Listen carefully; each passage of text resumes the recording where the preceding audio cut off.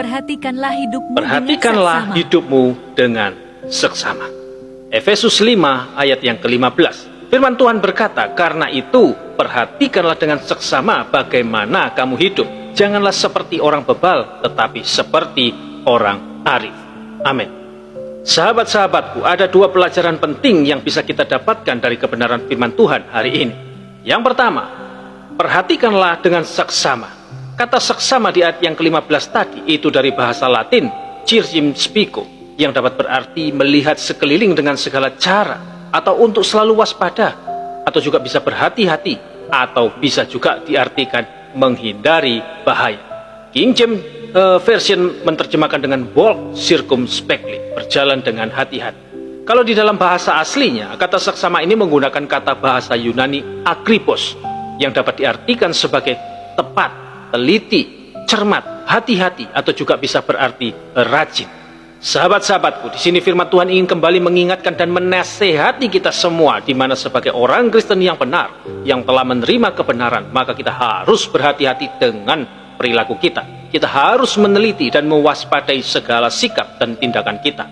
Sebagai orang Kristen yang benar, maka kita tidak boleh hidup semau gue. Kita tidak boleh hidup dengan sembarangan. Kita harus berjalan menurut aturan yang telah diberikan Tuhan kepada kita. Dan kita melakukan itu bukan hanya di dalam hal-hal besar saja, tapi juga di dalam hal-hal yang kecil. Kita harus melakukan itu kapan saja dan dimanapun saja kita berada. Begini, pegang saja prinsipnya. Apa yang suci yang baik, maka perilaku pun harus sesuai. Itu prinsip. Jangan hanya sekedar mengaku bahwa saudara adalah orang Kristen yang telah mendengar dan mengerti Injil, tapi hidupkan Injil itu dalam kehidupan sehari-hari saudara melalui sikap dan perilaku saudara. Saat saudara menerima semua janjinya, ingatlah juga untuk siap menerima semua ajarannya. Dan karena saudara sudah menerimanya, maka lakukanlah tepat seperti itu. Hiduplah yang teratur dan benar, sehingga orang atau musuh saudara tidak akan pernah dapat mengatakan bahwa saudara hanya pintar dalam doktrin atau ajaran saja, tetapi sesungguhnya kehidupan saudara tidak teratur atau kacau. Masih ingatkah saudara dari salah satu arti dari kata bahasa Yunani akripos tadi? Selain artinya daripada berhati-hati, kata akripos ini juga dapat berarti rajin. Maka ini menunjukkan bahwa orang Kristen itu harus rajin, harus berusaha keras. Berusaha keras untuk apa? Berusaha keras untuk menjaga dirinya, menjaga cara hidupnya, menjaga bagaimana dia harus bersikap dan berperilaku kepada orang-orang yang ada di sekitar mereka, khususnya terhadap orang-orang yang tidak atau belum percaya, dan hiduplah sebagaimana mestinya sebagai orang Kristen yang benar. Charles Haddon Spurgeon berkata, lihatlah ketika Anda berjalan dengan hati-hati, tidak sembarangan, tidak berpikir bahwa tidak penting bagaimana Anda hidup, tetapi Anda lebih melihat dan peduli pada sekeliling Anda. Berjalanlah dengan hati-hati, itu artinya berjaga-jaga. Jangan sampai di dalam Anda mencari sesuatu hal yang baik, tetapi Anda justru merusak yang lain. Itu kata Spurgeon. Sahabat-sahabatku, sebagai orang Kristen yang benar, kita harus menjadi contoh, menjadi teladan, membangun, dan bukan melakukan sesuatu yang justru dapat merusak atau menghancurkan kehidupan orang lain. Karena di posisi itulah kita akan memancarkan status kita sebagai terang anak-anak Allah. Efesus 5 ayat ke-8 berkata, memang dahulu kamu adalah kegelapan, tetapi sekarang kamu adalah terang di dalam Tuhan. Sebab itu hiduplah sebagai anak-anak terang. Kita harus memastikan bahwa perilaku kita itu akurat, tepat, cocok dengan tuntunan firman Tuhan. Ilustrasinya seperti ini, sama seperti pengendara mobil yang secara tepat mengendarai mobilnya ketika dia berada di jalan, ya, di mana dia menjadikan garis putih itu sebagai acuan atau panduan agar dia tetap berada di jalur yang benar. Kemudian yang kedua, janganlah seperti orang bebal. Bebal, menurut KBBI, arti kata bebal adalah sukar mengerti, tidak cepat menanggapi sesuatu, bodoh atau tidak bijaksana. Kalau menurut Jingris, ya, Greek Lexicon, kamus bahasa Yunani. Jadi di sini Rasul Paulus ingin kembali mengingatkan para pembacanya agar mereka tidak berjalan atau hidup sebagai orang bodoh, tapi harus sebagai orang yang bijaksana. Orang Kristen yang benar tidak boleh hidup seperti orang-orang dunia yang memanjakan diri mereka dalam kesenangan dan keinginan-keinginan yang bodoh, tetapi mereka harus hidup sebagai mereka yang telah diajari dan memiliki wawasan tentang hal-hal yang berhubungan dengan Tuhan dan kerajaan surga. Kalau kita berjalan atau hidup sebagai orang bodoh, itu sama artinya kita itu turun dari dataran tinggi, ya, ke dataran rendah. Dan inilah perilaku manusia duniawi, yang semakin hari semakin merosot dan bobrok. Sedangkan kita, kalau kita adalah orang-orang yang percaya, maka orang-orang percaya itu adalah warga kerajaan surga, bukan dunia. Maka jelas perilakunya pun harus berbeda. Bandingkan dengan Filipi 3 ayat 20. Dikatakan karena kewargaan kita adalah di dalam surga, dan dari situ juga kita menantikan Tuhan Yesus Kristus sebagai juru selamat. Jadi jelas, jika kita adalah warga kerajaan surga, maka tentunya sikap perilaku kita pun harus berbeda dengan warga atau orang-orang dunia. Kita tidak boleh seperti orang-orang bebal, karena kebebalan itu adalah suatu kegilaan, kata kitab Pengkhotbah. Pengkhotbah 7 ayat 25 berkata, aku tujukan perhatianku untuk memahami, menyelidiki dan mencari hikmat dan kesimpulan, serta untuk mengetahui bahwa kefasikan itu kebodohan dan kebebalan itu kegilaan.